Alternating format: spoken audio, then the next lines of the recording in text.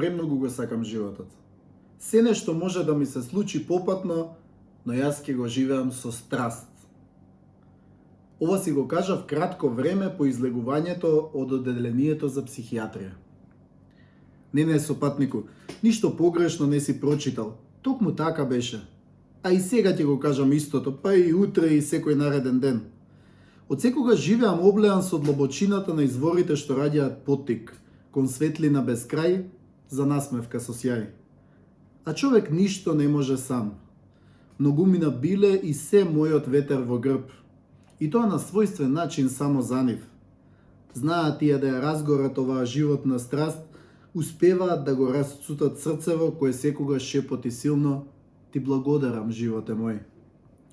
Дел од нив ќе ги сретнеш низ реалистичноста на овие редови, а просторот остава широка врата за уште.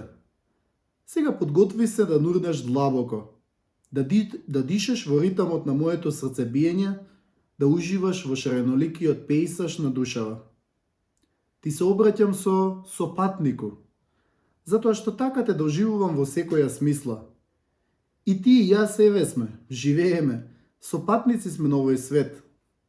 Секако јас по мојот, а ти по твојот пат. Но штом книгава се вдоми во твоите дланки, барем низ една нишка душите ни се разбираат. Тие носат во себе и чистина и загаденост. Нивниот сооднос знае да биде променлив. Епа јас си се обраќам на чистината во тебе, на твојата исконска великодушност, бидејќи вреди да ја негуваш. Таа ни носи убаво чувство на среќа и повеќе насмевки на лицето. Искрено, пресреќен сум кога има повеќе насмевки, секој од нас на своја кожа. За да ја остварам мисијата на повеќе искрени насмевки, еве се соголувам пред тебе и ја отворам душава. Во оваа моја прва книга на животно соголување ќе бидеш сведок на многу повеќе лични приказни од оние на интернет кои се дел од Продолжи со насмевка. Повели, во 24 фази почувствувај ги моите емоции низ годиниве. Ќе дознаеш за голем број грешки што сум ги направил, па отворено се прашувам дали и можеше да биде поинаку. Ќе прочиташ и за лекциите што ги научив, а кои еве секојдневно ме подобруваат. Посакувам барем дел од нив да те фрлат погоре на скалилата од личното развојно патешествие.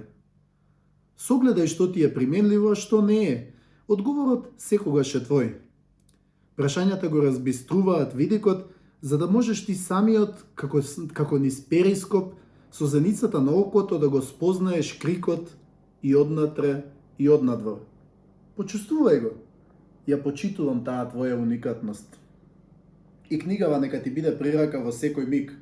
Овие исти напишани зборови многу веројатно е да ги гледаш со различни очи при секое ново читање.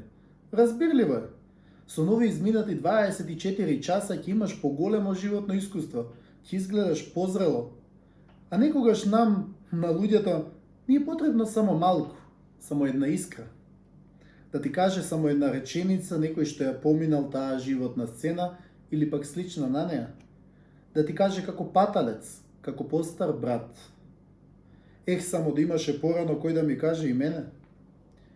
Ги истурам овие редови од длабочината на срцево за да помогнат некому. Некому како целина, а на друг пат со некој од 5 облици, 5 различни начини на насмевка. Сопатничку, прочитај ги еднаш сите редови, од почеток до крај. А потоа некогаш, кога ќе имаш мотив за да се навратиш повторно, освежи ја меморијата читајќи го твојот омилен дел. Тој облик ќе ти ја долови целата суштина. А пред да се задлабочиш, да те прашам. Знаеш ли како се треби или се чисти ориз? Едноставно е, верувам дека знаеш. Како мал, едно од омилените јадења ми беше сутлијаш. Тогаш за негова подготовка требев ориз, така што на едната страна ги ставав здравите, убави бели зрнца, а на другата ги тргав ситните спечени отпадоци. Слично и во животот.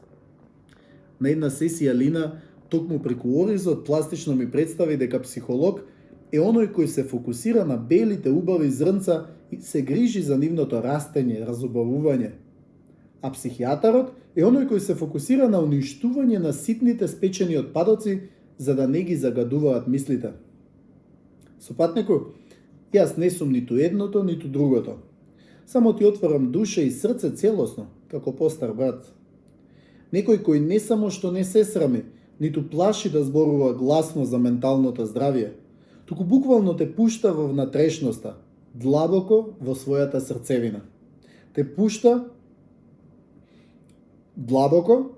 Јас сум само човек кој преку автобиографската животна приказна несебично го споделува овој колорит на искуства, емоции, научени лекции. Го споделувам затоа што цврсто верувам дека ќе му даде уште една нијанса на твоето животно самоостварување. А ти веруваш ли? Ти ја подавам книгава заедно за да продолжиме со насмевка.